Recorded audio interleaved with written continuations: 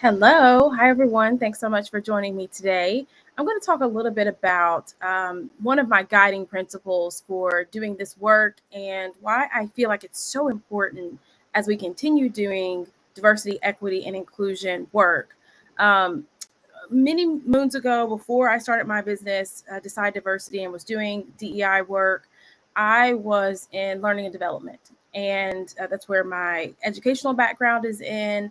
I absolutely love learning and development and was able to really have a seat at the table when it came to how to strategically utilize learning and development to further the organization's overall goals. And I find that there are so many similarities between the work that I was doing in learning and development and the work that I do with organizations in DEI. And one of those things that I think is just foundational is meeting people where they are. And I want to break that because I don't want that to get lost in how we do this work, meeting people where they are, um, regardless of where they are in their own journey. And so I think there are three things that we can, really fall back on when we're talking about meeting people where they are. The first of those things, when I think about this work, is we have to step into their environment. And there could be anyone. It could be, whoever we are facilitating change for.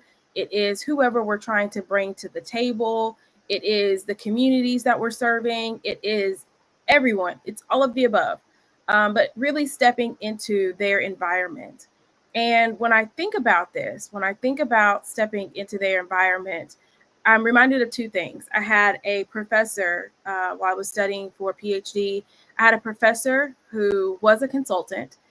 He was teaching in the industrial and organizational psychology program, and he was teaching us how to be good consultants. And one of the things that he always said was when you go into these organizations, you want to be a ninja.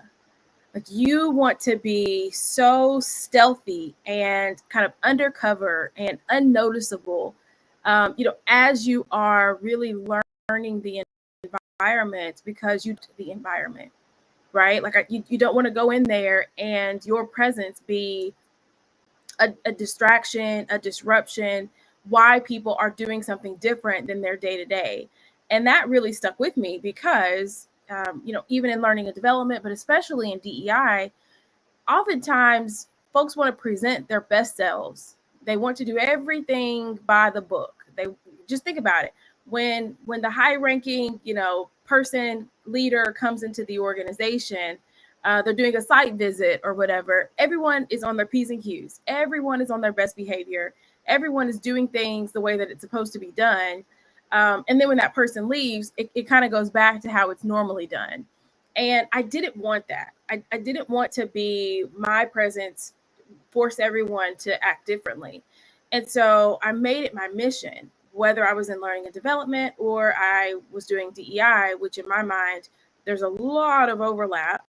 My goal was to come in and to first be unrecognizable. No one would notice me. I would just kind of be in the background, watch, taking everything in and really cataloging that. So when I am creating solutions, I'm doing it through that lens. And that's been really helpful in a number of ways. And one of the things that I think, as we're doing DEI work, we should be relying on is not being in the forefront, but sometimes being in the background so we can see, we can understand, we can really be environment to learn what we need to learn to facilitate the change we need to facilitate.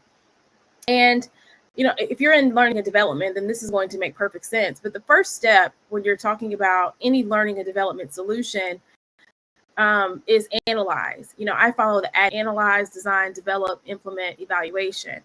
And following that model, you're going to analyze, right? You're going to observations. You're going to look at the data. You might look at all the things that are in the current you should be taking note of to determine what you're going to design, to determine what you're going to implement and how it should be evaluated. And in my, world, learning and development, all of that kind of happens before you even do the work. And so think about that. The first step is really stepping into their environment to better understand. And I remember my first good girl job. I was responsible for creating training for cashiers at a retail organization, and I spent weeks in the store with the cashiers learning what they did. And it was really interesting because you would learn what they did, even though before that I had learned what to train them to do. And what you'll find is that it's often different. The training is going to be, by the book, but really folks are going to come up with their shortcuts. They're going to do things the way they want to do it, the way they feel comfortable with. And I wanted to learn that too. And so I immersed myself in the environment. I mean, so much so that I was learning who the regulars were, who came in for their morning coffee every day. Like, I was learning names. People were learning about me. And so it became bigger than the training. The training itself was just a subset of things that I had to be cognizant of to really understand how this fits into the organization's overall strategy and goal. And you may hear some similarities because that's how we think about DEI. It's not its own thing. It's how it connects to the overall strategy of the organization. And there's so many lessons that I learned in learning and development that translate really easily to DEI. But that I think is the first one. How do we step into the environment that folks are in, so that as we are facilitating change, we're doing it understanding the environment.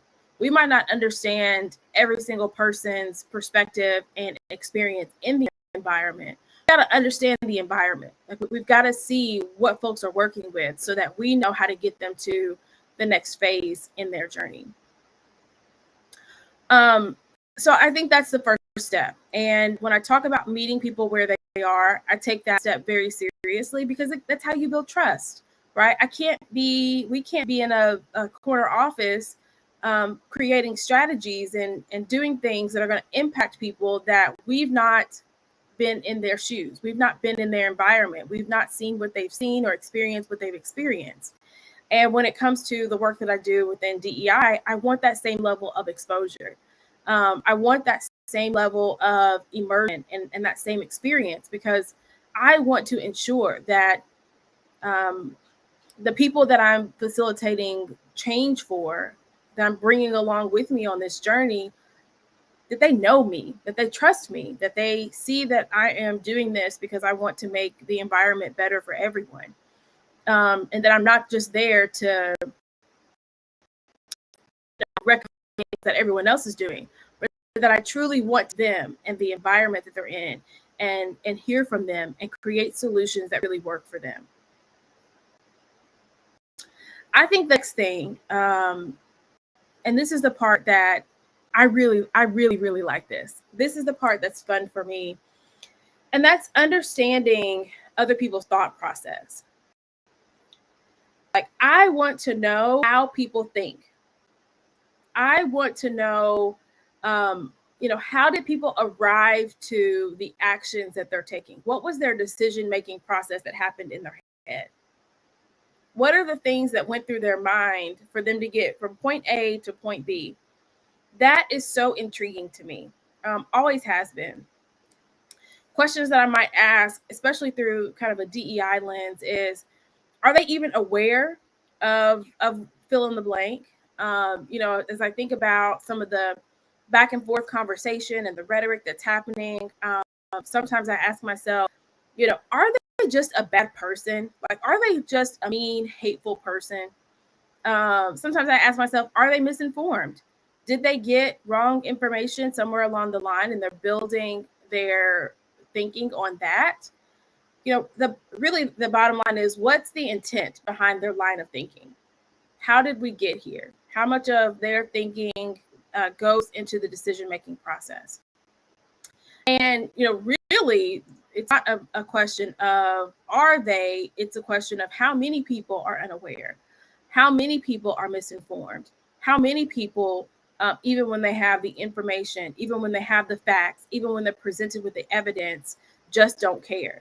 Because you're going to have folks in each one of those buckets. And for so long, I see so many people creating a solution that is supposed to meet everyone where they are, but is really only targeted to one of those groups, right? Like it may just be targeted to the people who are unaware. And it's like you're presenting this information for the first time, but that's not taking into account people who really just don't care. There has to be another sort of solution for folks like that, especially in the business environment where we're working together towards, common business goals. You have folks who have been misinformed. And so if you're presenting information as if it's new without addressing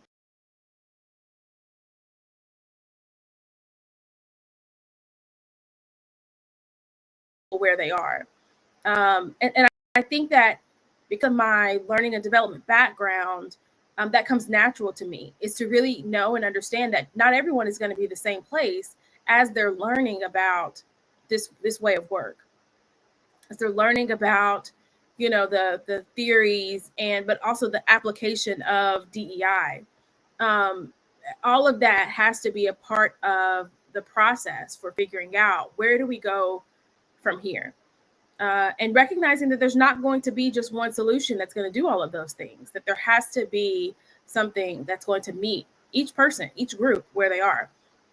I like to think of that as practicing DEI while implementing DEI, right? Because practicing it while we're implementing it means that we recognize that not everyone is going to think the same way, is going to believe the same thing, is going to whatever the same way. And our solutions have to be individualized to those groups.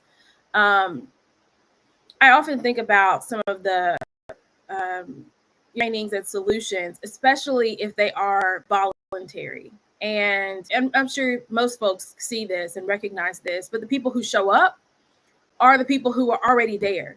They already believe. They are already wanting to do the work. Oftentimes, the people who don't show up are the people who need to be there. So, how are we creating solutions? How are we creating things that get those folks engaged and involved and touch on the points that they are making, whether they are pain points that we haven't identified yet, or trying to at least, I'd say maybe once, to change their mind or to get them there at some point.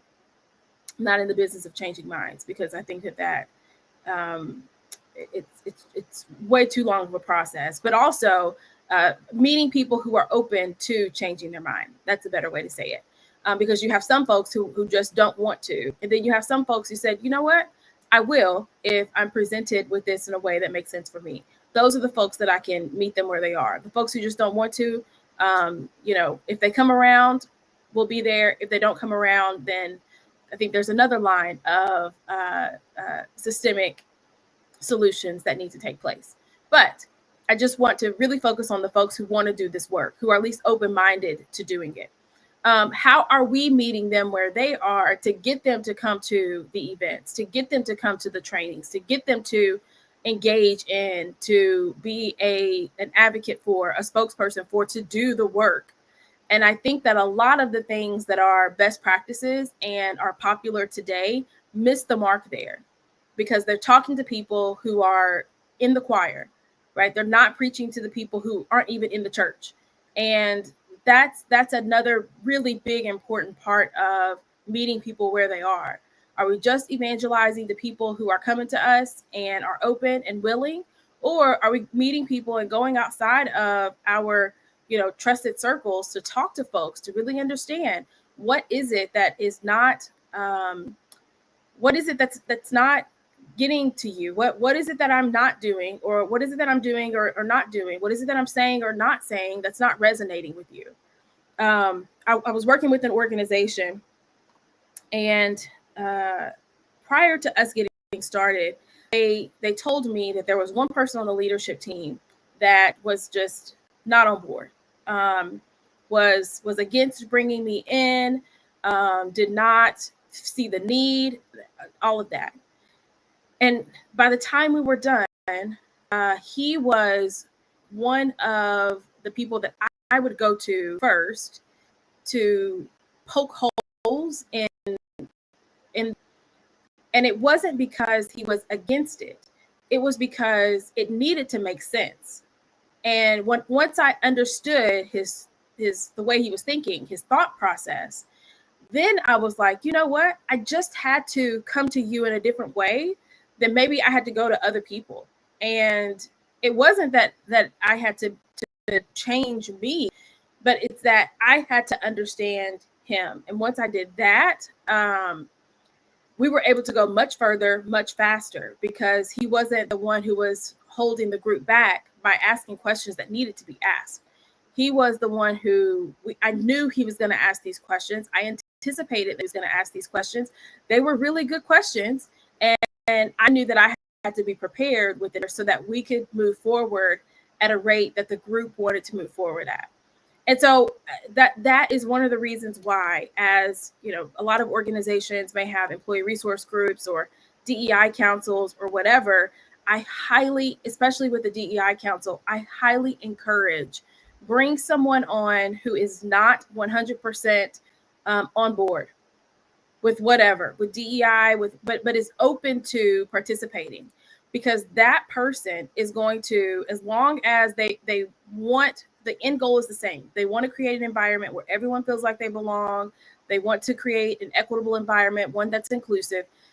If that is their goal, bring them on, because the way, the strategies, the activities, the things that you do, they are going to pick it apart in a really good way that's going to have you questioning, is this something we should be doing anyway? Is this sustainable in the long term? Is it going to get us the results that we're looking for?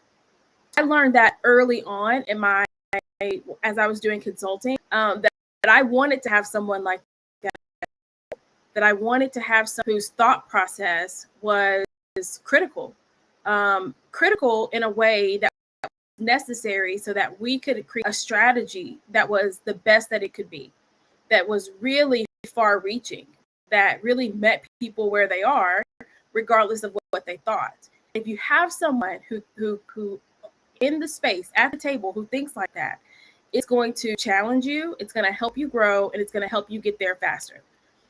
So that's going to be kind of one of the things I'm going to ask anyone to do is, as you're doing this work, who within your trusted group, whether that's folks on your DEI council, whether that's a board of directors, whatever that looks like, but who in the group can challenge what is happening, challenge the activities, challenge the strategy, not because they want it to go away, but because they want it to be super efficient. And if you can find folks like that, you want them to be involved. You want them to be part of the process, because then you are going to meet people where they are in areas that you didn't know you could meet people. So that's the second one, is understanding their thought process. And the more you can do that, I'm telling you, the more success that you're going to find in doing this work.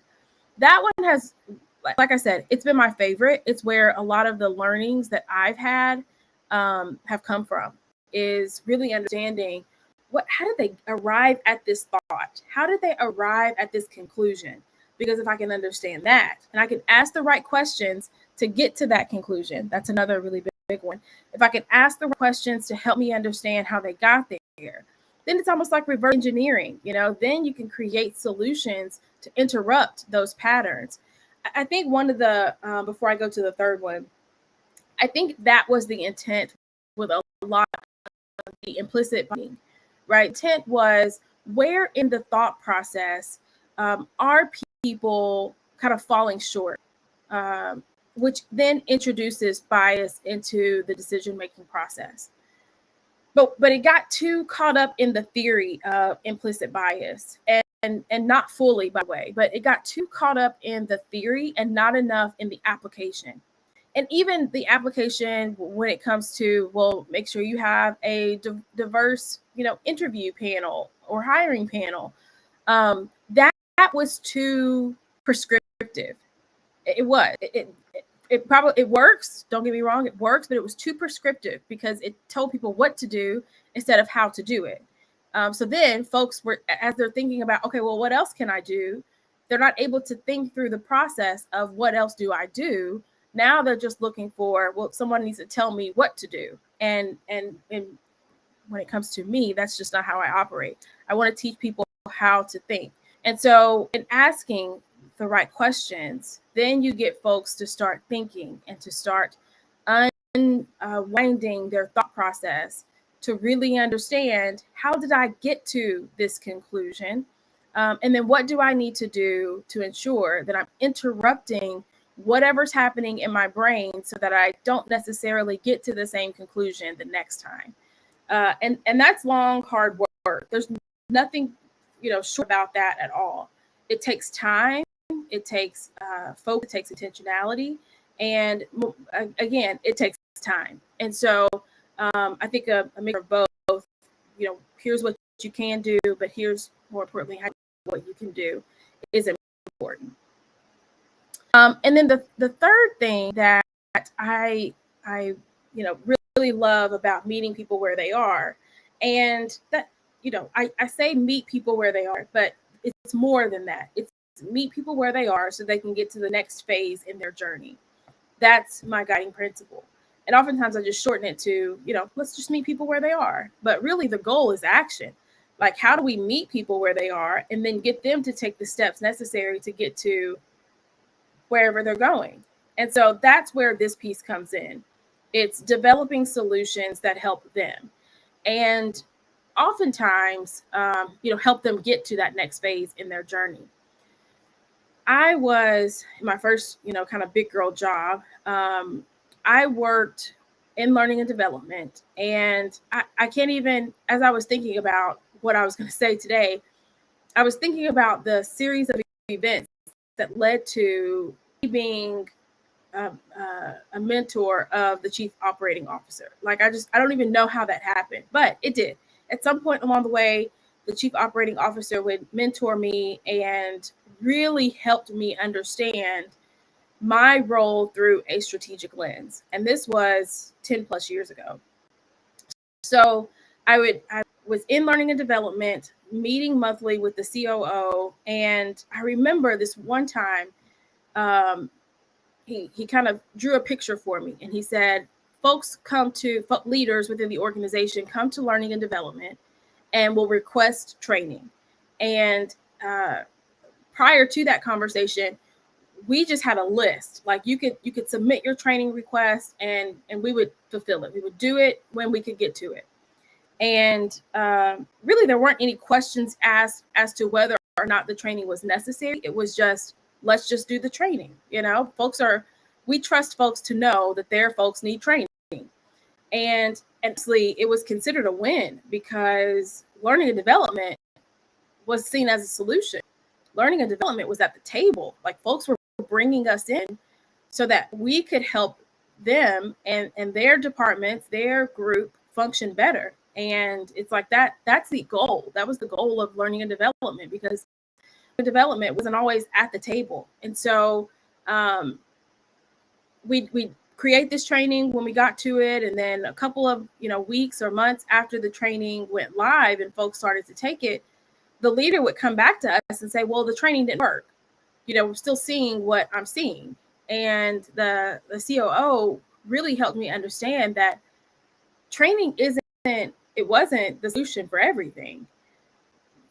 There were other factors at play that perhaps needed to be ruled out before we even got to whether or not training was the thing that needed to happen. And that was just a huge eye-opener for me, because I was like, okay, we're not just a team or a department that fulfills requests. We are a team that should be strategically providing advice and guidance as to what the solution should be. And whether it related, or it was process related, or it was systemically related, it was policy related, or it was people related. Like, we needed to build kind of that lens and that filter to really help the leader who was coming to us say, okay, I see you, I hear you, but let's walk through a couple of things first before we determine whether or not training is the answer. And that that was a game changer for me looking back. I didn't know how valuable that skill was until I started doing consulting. When oftentimes when folks bring in a consultant, it's like, okay, here's the things that we think need to happen, right? We need some training. We need employee resource groups. We need to hire a chief diversity officer, blah, blah, blah, blah, blah. Can you help us figure out how to do that? And oftentimes I'm like, well, wait a minute. How do you know that these are the things that you need? And what is it that you're trying to solve for? Because then we can sit down and say, okay, well, what is the most sustainable long-term way that we can achieve this, that is efficient and that is effective? And sometimes the mainstream things that we're seeing, they're not the most effective, not the most efficient. And so when we were able to really get to the root cause of things, we were able to provide solutions that actually solved the issue. And that was just a big one. A big one for me that I learned in learning and development, but was able to translate into everything. Because, in learning and development, folks just think, well, you're just here to create learning experiences. You're just here to help people learn skills, to gain knowledge, to be able to do their job. And, most learning and development teams, that might be it. I was very fortunate to work in an organization where that was not just the only thing that we did. We were responsible for saying no, that training is not going to be the thing that solves the issue. You're also going to need to review the processes that you have, because the process does not set up folks for success. You're also going to have to create some accountability here, because folks know how to do it. It was in the training that they took, 6 months ago, but there's nothing that holds them accountable to actually doing it. Or they just don't want to. They're not doing it because they don't want to. They don't see a need for it. So maybe there's some communication that needs to happen to share the why behind this particular skill or knowledge or action that you want to happen. But I was able, me and the team, we were able to ask questions to really understand what the issues were.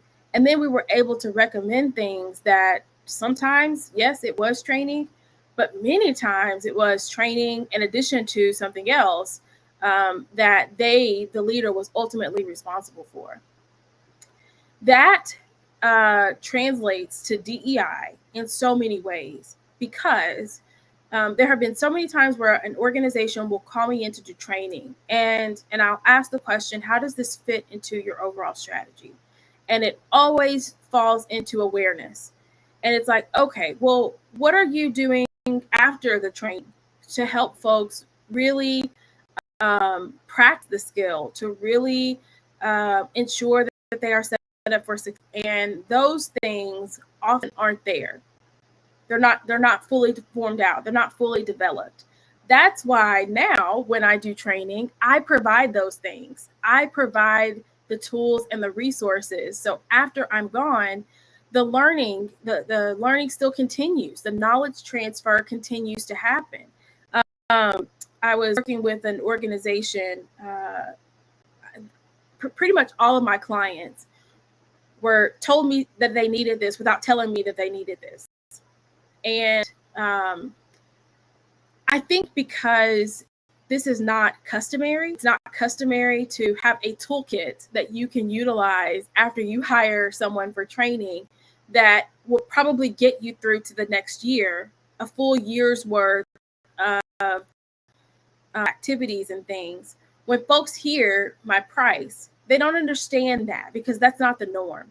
There's the norm is I come in, I do this training for an hour, and then I'm done. You might not hear from me again until the next year, when it's like, okay, the last time we spoke was an hour ago or a year ago. Now you need to hire me back to do something else. When I think about coming into an organization and facilitating training, I don't just think about the hour, 2 hours, half a day that we're together. I think about, what does it look like to continue this work for the next 6 to 12 months?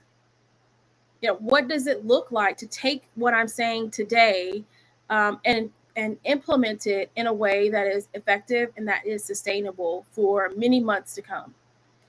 And I do that because I recognize that that's how learning happens.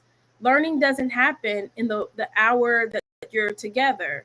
Learning happens when you go back to your environment and you're utilizing the skills, you are utilizing the knowledge to implement whatever it is that you just learned about. What so my master's degree is in learning and development, and one of the things that sticks with me is there was an example of this, and the example was, pretend like you're learning to type all over again, and you're learning to type with all of your fingers, not just like pecking one at a time. But imagine that's how you typed. You would just peck one at a time, and you got pretty good at it. You weren't super fast, but you were fast enough to get the things done that you needed to get done, and you were effective. You didn't make any mistakes, and you were able to do what needed to get done. And then imagine that all of a sudden your manager was like, I need you to go to typing class so that you can learn to type with all of your fingers, and you can be even more efficient. You can be even better at your job. And so you go to this typing class and you're typing and using all of your fingers, but you're not as fast as if you were typing with your, pointer fingers, just pecking. And you're making many more mistakes, right? Because now you're utilizing all of your fingers. You're not even looking at the keyboard. You're making mistakes. And you go back to your day job and your manager gives you the same workload. Are you going to peck because, at least you can get it done, and the speed that you got it done? Or are you going to use your new skill, even though it's a lot slower and you make a lot more mistakes? Like, which one is your leader going to be okay with? Are they giving you ramp up time to learn and practice your new skill, or are they just expecting you to go to this 1 hour training to come back and know how to type using all of your fingers? Most of the time, most trainings and things are set up so that if you go in and you learn a new skill, in this example, learning to type with all of your fingers, the expectation is you go back to your regular environment and all those skills, all that knowledge that you gained, you can immediately put it to use. That's not how learning works. That's not how learning works. It takes time. It takes the right environment, which ideally happens before you even go into the training. But it takes the right environment so that after the training is over, then you're managing for, okay, I know things are going to happen, so I'm going to give you more time because you're going to have to redo some things. You're going to have to retype some things because mistakes are happening, or you're going to be slower before you get faster. So I'm going to give you more time so that you can and eventually get there. All of those things are going to be necessary. I'm going to give you less work because you're not going to be able to get the same amount of work done in the same amount of time. So we're going to make some adjustments until you can pick up and really get to a pace that we're expecting in the long run, whether that's 3 months, 6 months, or a year, whatever. But many times those things aren't in place, especially when it comes to DEI. I mean, I think about, I'll continue using the example of implicit bias training. There's nothing that comes after the implicit bias training that helps with that new found knowledge and or skill. I mean, unless you've actually changed processes, like now you have a diverse hiring panel, or you have a structured set of interview questions. Like, those are some things that could be helpful. But again, if you're not teaching folks how to utilize these tools, or you're not teaching folks how to, there's no accountability measures in place. Like, if you're not doing all of those strategic things, then you're setting folks up to fail. And so the solution have to think about all of that. They have to think about, what does it look like in this controlled environment when I am perhaps leading and facilitating in the moment for an hour? And then what does it look like when they go back into the wild, when they go back into the wilderness of it all? How do we ensure that they are set up for success in the wilderness? It reminds me of animals that have been rescued. for some reason, I don't know how this happened, but I started seeing a lot of animal rescue places, one not too far from me. And they're rescuing just the cutest animals for all sorts of situations. One animal was hit by a car as they were trying to cross the road. And so someone called, and this particular animal rescue facility only takes like animals that, they don't take dogs, right? They would take animals that shelters and other places wouldn't ordinarily take. They're not set up to take. Or they take animals that are really badly injured. And so this particular rescue, part of their process is once we get this animal back to optimal health, can we release them in the wild, or do they need to stay in this controlled environment? And oftentimes we don't think about that. We don't think about what does it look like for someone to learn this new skill, to learn this new process, to learn this new something, and then have to go back into the wild where they're not in a controlled environment where it's set up for them to learn and to be successful. What does that look like? And so I think that that's another one that's super important, where my foundation in learning and development has really come in handy, is developing solutions that really help people get to the next phase in their journey. So I say all of that to say, meeting people where they are is not just a nicety. It's not one of those things where, especially in business, we're talking about folks who don't necessarily choose who they work with. You're going to work with folks from all over who believe all sorts of things. Most of the time, we have no control over who we're bringing in. And so the chances of, working with people who are not like you is really high. And it's not an option to not do that, not in business. Like it's going to be the case all the time. And other, areas, it's optional. When you, oftentimes, if you're selecting a school, you can kind of choose a school that is homogenous, right? You can choose a church. You can choose a part of a neighborhood. You can choose things that reflect who you are. Work is not always like that. And so we have to approach how we do DEI differently than how we might approach it in other environments. So meeting people where they are is a must. It's foundational. And it's how we see lasting success. It's how we ensure that everyone has a place in the work that we do. And as I'm saying all of this, I say it because that is what we do with the Table of Diversity. When I say it's for everyone, it includes everyone, I'm thinking about it through this lens of meeting people where they are, and bringing them into this work, not to just meet them where they are and help them get to the next phase in their journey, but to help them be at the table to co-create strategies and solutions that work. So here's your call to action. I want you to go to tableofdiversity.com right here, and you can get your free copy of the 2025, or I'm sorry, the free copy of the Table of Diversity. And then I want you to check out the Table of Diversity Starter Kit, which includes many resources and tools and things for you to really utilize the Table of Diversity on your team, in your department, so that you can meet people where they are. Right? You can meet the people on your team where they are and really equip them with the knowledge and skills to meet people where they are in their everyday work.